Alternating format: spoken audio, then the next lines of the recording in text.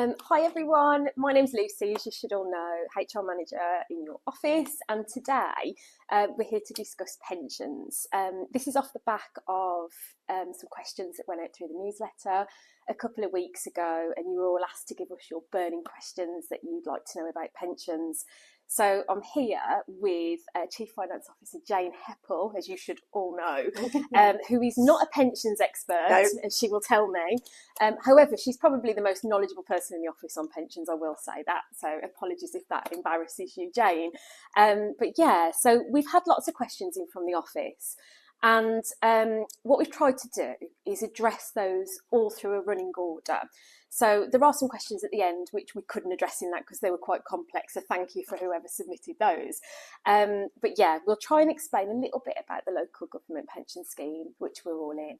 And we'll try and address all the questions that you've asked, through that. So yeah, so I'm going to hand over to Jane a little bit here, and I'm going to ask her to explain what is the local government pension scheme, and how does it work? Ooh, I'm on the spot now, aren't I? Right, okay. So when Lucy says I'm not a pensions expert, I just like to underline, I'm not a pensions expert. This is not financial advice, okay? Because I could lose my licence if I'm found giving financial advice. So I am not giving financial advice. The local government pension scheme is it's a couple of things, right? So there is a national local government pension scheme, and that sets the standards for every single local scheme in terms of making it really fair that wherever you are in the country, you have the same rules applied to your pension if you work in the public sector. There's another way of looking at the local government pension scheme, which is that in the West Midlands, we have a local pensions administrator of the local government pension scheme. With me so far? National rules administered locally in the West Midlands by the West Midlands Pension Scheme. Okay. And they have a fund called the West Midlands Pension Fund. There's nothing very exciting about many of the words here. And that is a really big pool of assets. They own buildings in London. They own all sorts of things. And that's what they are buying with the money that we're giving them every year. So that is held locally. And the accounts are signed off locally, and they form part of our accounts, and they slow us up every year. Because the auditors spend a long time, as you can imagine, working out what the real value is of these very large assets. I know they own buildings in London because when I worked at Wolverhampton, they administer the pension fund, and we could only make payments of up to 9,999,999. And they bought a building in London for 100 million, so we had to make 10 payments. They've got it's a big scheme. It's billions. Wow. So how does it work? How does it work? So kind of what's different from a normal pension when, if I was working for, say, in a private sector organisation, when I put a certain amount in and they put a certain amount in and then it goes in stocks and shares, to my understanding. What is the difference? So the scheme that you're talking about is a defined contribution scheme, and the local government pension scheme is a defined benefit scheme. Okay. So with a defined contribution scheme, it is what it says on the tin. So you always put in a percentage of your earnings. Now we do that in the local government pension scheme as well, because that's how we work out how much money you've got to put in. But instead of having a promise that, well, we'll try and look after your money and we'll make sure that some of it's available for you at the end, but we don't really know what that's going to be because the money, as you said, is invested in stocks and shares. And in fact, they invest in buildings as well. They have a kind of blend of risks. With the local government scheme, it's a promise to definitely pay you a sum of money, which is a very different thing. So in terms of risk, there is considered to be less risk about being in a defined benefit scheme than a defined contribution scheme. And the offer on the table from the local government pension scheme is that for every year that you work and you pay in, when you decide to retire, if you decide to retire at the full retirement age or your own full retirement age, you will get back 1/49th, let's call it a 50th, don't know why it's 49th, 1/50th of your final averaged salary. Oh, okay. Yeah. at the time that you retire. Okay. So is that every salary that I've earned from day dot through till pension kind of retirement age, and then they average that, and it's 1/49th of that I get paid annually? Yeah. You get 1/49th for every year that you've worked. So say you work for 10 years, you'll have 10/49ths, i.e. a fifth. You'll get back a fifth of your final average salary. So say you start off earning 20,000 and you end up earning 80,000. Doesn't take a genius to work out that if you've had a career like that, your final average salary will be about 40, 50k. Yeah, absolutely. So then you're getting back that 1/50th of that final average salary. So it's a really good scheme. We're not allowed to say that because that constitutes financial advice. Which it is very different to a defined contribution scheme. So if you have a defined contribution scheme, the problem is that you're exposed to a lot of risk. So that might impact you when you come to make your decision to retire. So say you're in your 60s, you're in a defined contribution scheme, and you're not actually feeling it anymore, and you think, do you know what, I have lots of things I want to do in my life. I really want to retire now.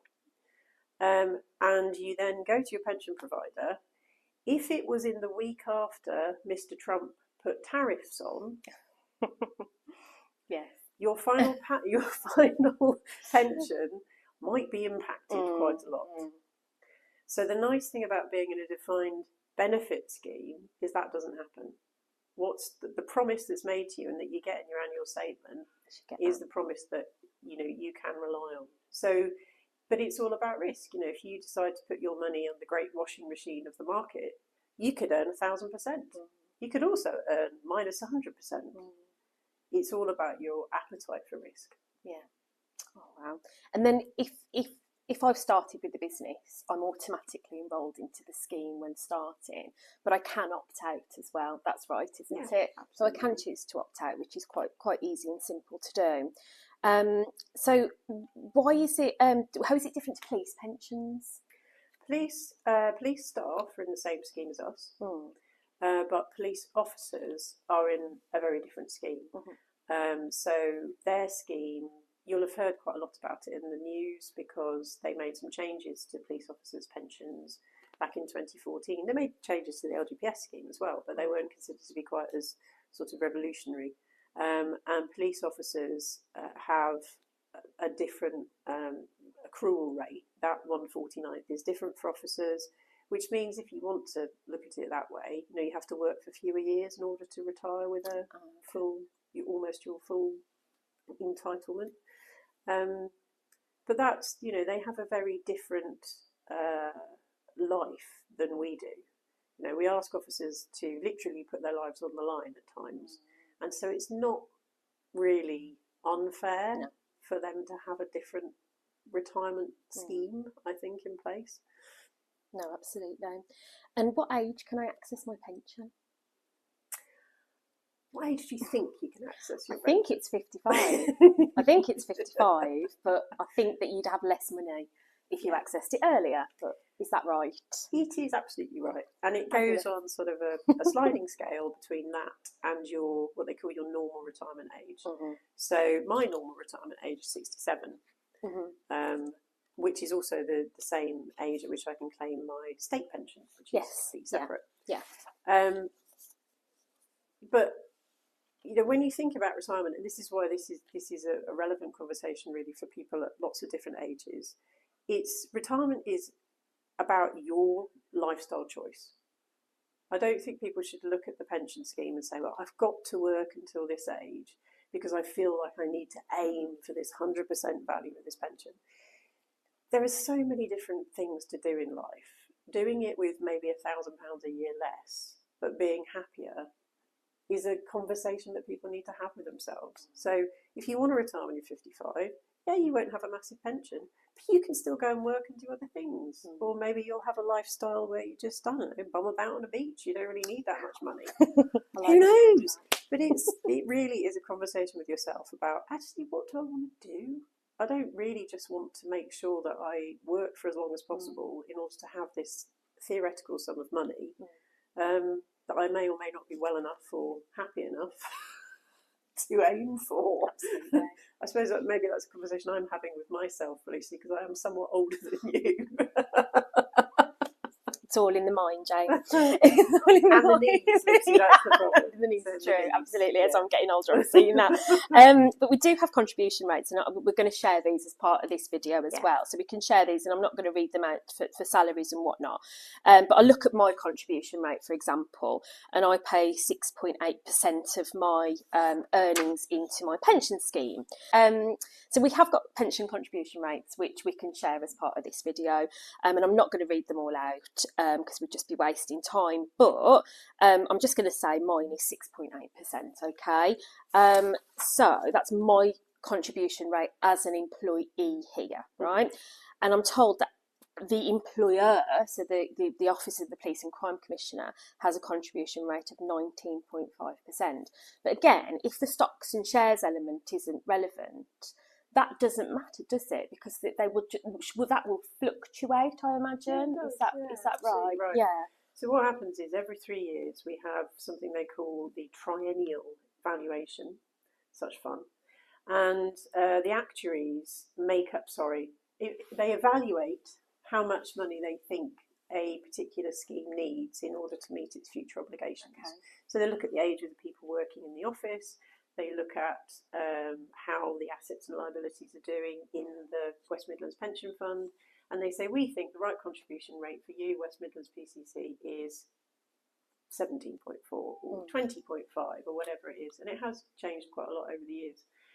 But what they're doing is they're changing that rate in order to make sure that this promise, which is being made about the defined benefit, can still be funded. So the outcome's always the same, and that would change, fluctuate to make sure that outcome comes. Absolutely, and they're making sure enough money is going in the tank in order to make sure that defined benefit can be achieved. Yeah, I think that's what confuses a lot of people. They always say to me when starting, what do you contribute? And it's like, it's really hard to get people to understand. Even I found that difficult, when I first started, to understand that that doesn't really matter. It's not about that. It's that 1/49 that's the key. Yeah, absolutely. The LGPS scheme, the local government pension scheme, do you think it's a safe scheme? So do you think it's a safe scheme for our employees to be in? Or should people be looking at, the possibility of taking a private pension and investing their money instead? I think we're veering close to the old financial advice. Yeah. It's a safe scheme. I mean, it's a national scheme. It's been around since local government was around, as far as I know, and I don't see any of these schemes folding. If you go back in time, those of us who are old enough to remember when Mr. Murdoch fell off his boat, there have been really big scandals in the private pension world where employers basically ran away with the money. They used that money for something other than being available to pay people pensions. There's a lot of rules around the local government pension scheme. They are considered to be quite well run. They're audited. They have to meet standards. And over the past couple of years, really pleasingly, it's been shown that more pension funds are getting to being fully funded. So if you go back like 10 years, one of the reasons why sorry, it doesn't sound like I'm giving you a lecture, but I am. But if you go back a few years, so having been a contribution of about 12% for ages, forever, all of a sudden these contribution rates went sky high. And it's because schemes looked at their liabilities and went, actually, we're not fully funded. We need more assets in hand in order to be able to fund these future liabilities. So the rates did start to climb at that point. But if you now look at pension funds, more of them are getting towards being fully funded, and West Mids is one of those. So, could we provably say there is definitely money around that will pay for these pensions? I think, the truth is there, the evidence is there for that. Are there any tax benefits? Like any pension, you don't pay income tax on your pension contribution. So if you're a higher rate taxpayer, that's really, really good news, because it takes you longer to get into the paying the higher rate tax band. So there is that tax benefit, that when you think about paying 6% of your salary, it's not 6% of what you've got left that comes into your bank. It's 6% of the notional sum of money that is your salary, rather than your net pay. So I think sometimes people think, oh, am I going to have to pay 6% of what I could otherwise take home? No, you're not. You're paying 6% of that gross salary, and then you're being taxed less on what's left. So it doesn't feel maybe like such a big chunk when you actually work it out. So there is that tax benefit, I suppose, to it. And are you aware of any plans the LGPS have to raise the pension age above that 55 earliest that you can retire? I'm not aware, and any member of the pension scheme, they would make a big noise about this. They would be writing to us as individuals, they'd be writing to trade unions, they'd be writing to staff associations. It wouldn't go. You wouldn't be able to fail to notice if that was the proposition on the table. But I suppose you have to say, well, these pension schemes are now proving that they are kind of getting towards being fully funded. Hopefully now, well, I'm hoping when we have the next triennial valuation, that it might not be 19.4% because it's nearly fully funded. So if it's affordable and if there's money in the bank, why would anybody want to change the rules? Not to say that they wouldn't. Well, no, but you can't see into the future. You haven't got a crystal ball. Sadly not. Yeah. No, it broke. Fantastic. So this is we have had this as a question, but it's quite morbid. But what if I was to pass away before my pension age? What would happen with my pension? Because it's a defined benefit scheme, not a defined contribution scheme, there isn't a little pot somewhere with your name on that is actually cash. That you would in a private pension scheme. That you would in a private pension scheme. So in a private pension scheme, if you pass away, you can leave that pot of cash to your beneficiaries in your will. So it's not quite the same thing in a defined benefit scheme. However, if you die in service, so if the worst happens and you do pass away, there is a multiplier. Can you remember what the multiplier is? Because I can't. Is it 2.5? Oh, I think so. I think it's 2.5. Yeah. There's a death in service. Is that? Yeah, the death in service. Death in service. So your family, your loved ones, clearly the best thing in the world is to always have you, but at least they would have this balloon payment that would allow them, literally 2 years of your salary to kind of come to terms with that reduction in income. So if you don't have a life insurance policy, then that's really, really helpful. You may also have a life insurance policy because, of course, if you do pass away and you've got a mortgage, somebody's got to pay that off, right? So, but it does give some financial comfort and support to your family because they don't have you earning your salary. Absolutely. So it's a really good thing, I think, to know. It is good. It's just not nice it's to talk not nice about, to think about, but nothing about pensions is nice to think about. Although actually, when you start to think about it, you do start to think, okay, so how much do I want to have? Where do I want to live? What do I want to be doing? And then you think, I'd quite like to do that being really healthy. So maybe I won't have that extra slice of fudge cake. Absolutely. Yeah, they're pretty good things to think about your pension. Unless you want the extra slice of fudge cake, in which case, it's all about risk, right? Absolutely. Yeah, no, absolutely. But we had quite a few questions through on what happens if you've got multiple pensions. So a lot of people wanted to know if they could take their pension to a new employer, to any new employer. And then if not, is it worth merging the pensions into one place that they would have?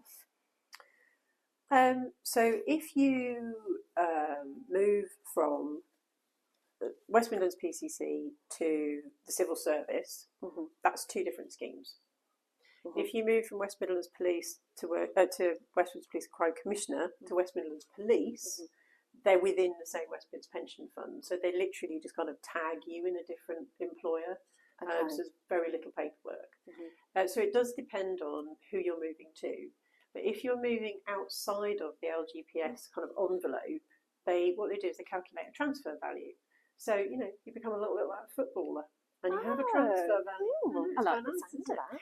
So they calculate your transfer value, and honestly, you get it and you go, ooh, but then you remember you're not going to get that. No.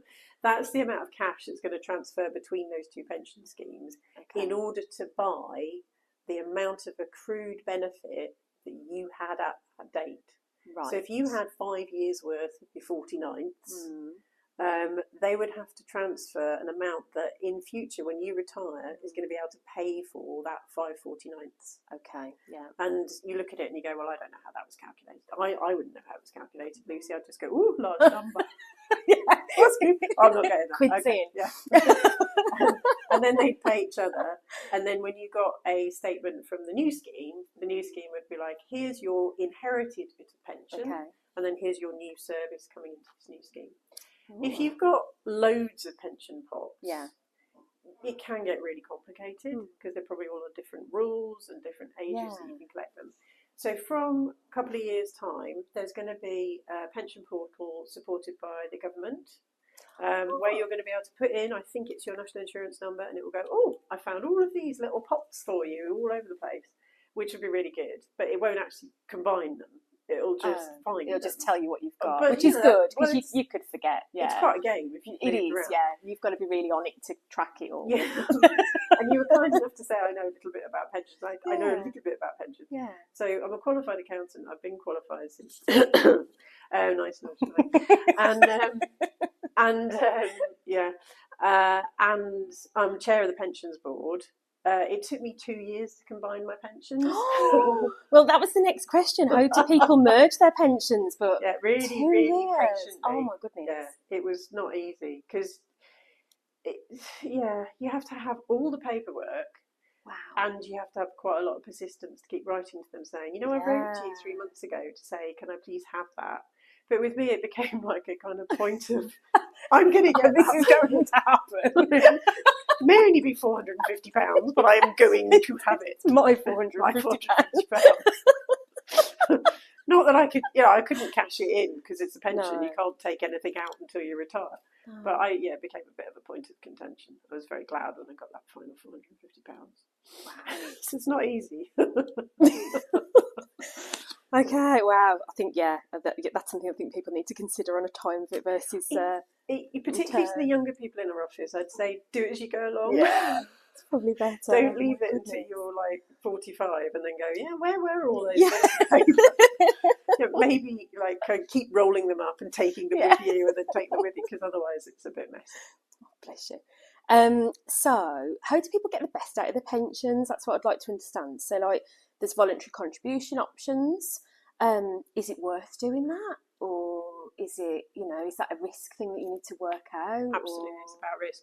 If you've got spare money at the end of the month and you want to put it away in a tax efficient way, and you've got money in your lifetime allowance, which most people will have, why not put it in your pension scheme? But you won't be able to touch it till you retire. No.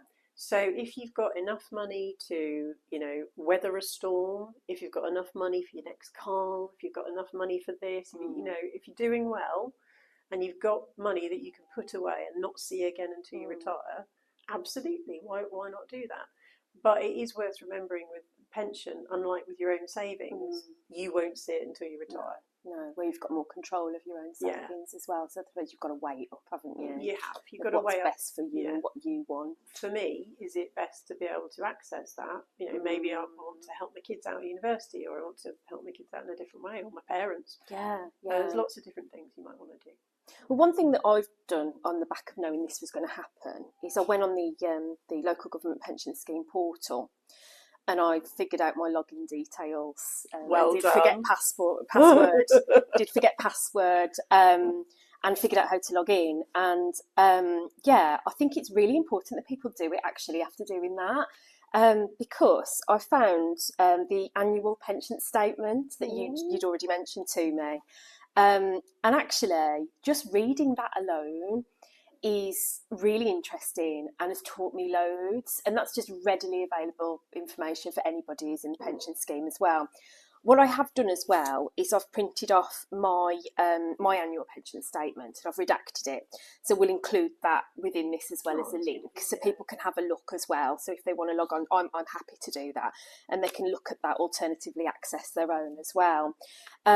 And it's actually, I was going to ask you today, how do you make sense of it? But it's so easy. You really do. It's so self-explanatory that actually if people just go on and have a look, I'd really advise them to, because all the answers are there that I'd probably got in the back of my head, but then thinking, oh, you know, I've got 20 years before I've got to really seriously worry about that.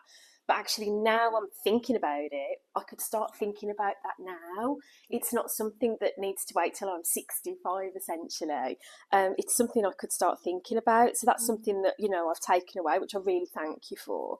It's really interesting if you look at who's got a log on to the pension scheme. There's a real linear relationship between age. So, you know, by the time you're over 45, most people have logged on, but you know, people in the office are in their 20s. Don't need to feel guilty. No. Like, I didn't really remember that I had a pension until I was about 30. So it's something that you genuinely do get a little bit more interested in as it starts to crystallise a bit later on. No, absolutely. But no, it's fantastic, and it's really self-explanatory, and I advise anyone to go on and download theirs. Somebody has asked a question as well about anything people often overlook about pensions. You know, I think if you go on that annual pension statement and you actually look around on the portal, there's so much on there as well. But I don't think there's anything hidden. One thing that I found interesting, and I know, you know, I've spoke to you about this before, but when my dad retired, it shocked me that he had to pay tax.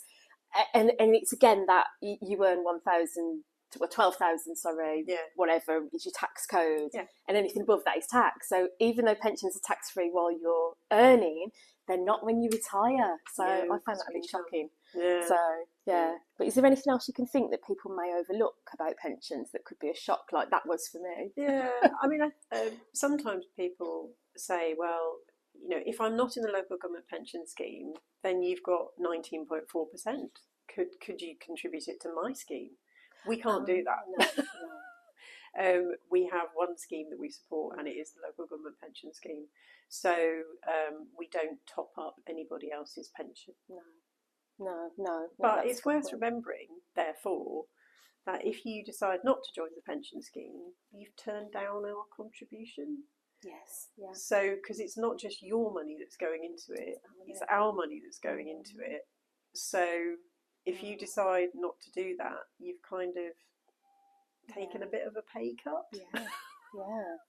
No, absolutely.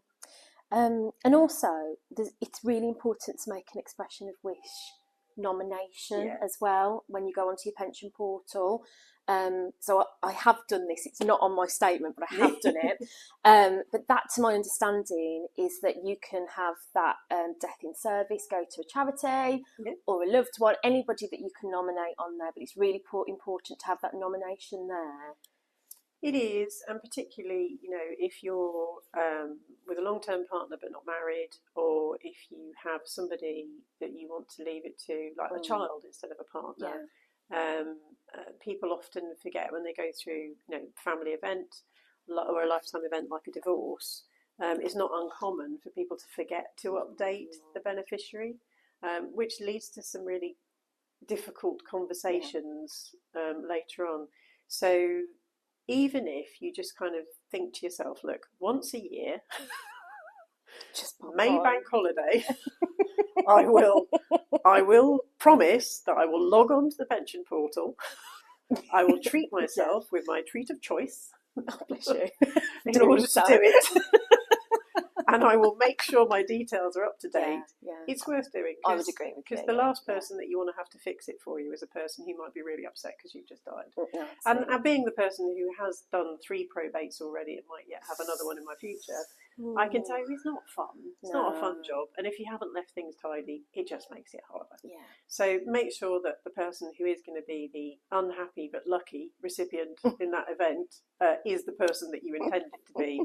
Because I've been in one of those situations where it was a divorce party and it got very sticky. I can imagine. I can imagine.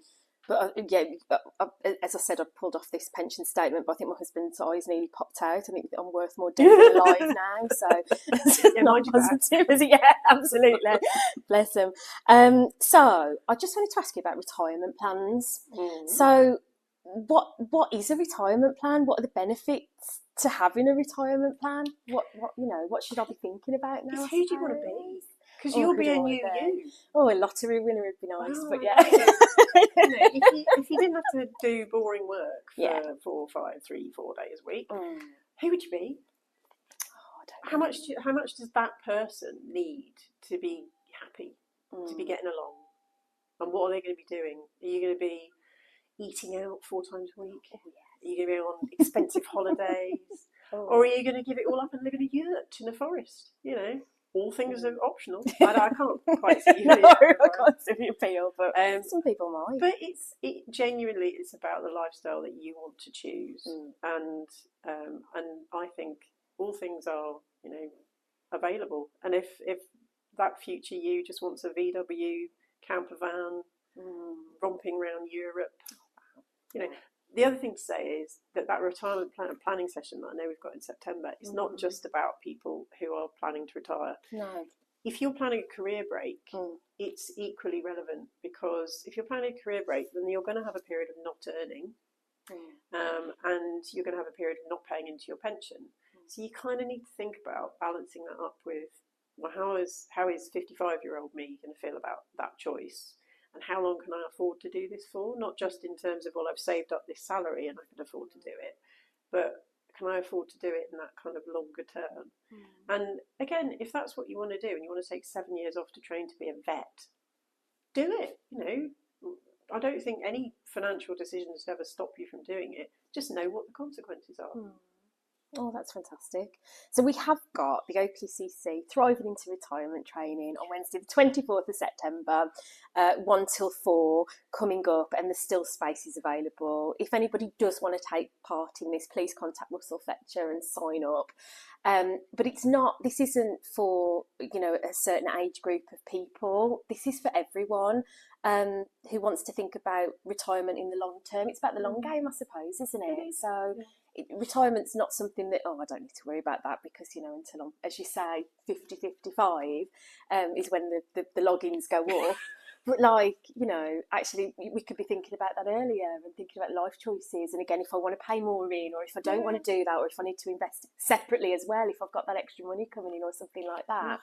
So we have got that, and I really, you know, I would advise anybody to go on, regardless of whether you're thinking about retiring or not. So yeah, we do still have that available as well. So people can still sign up to that.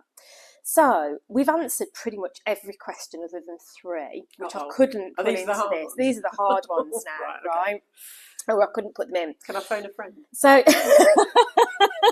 yeah. Andrea Thomas. Oh my goodness.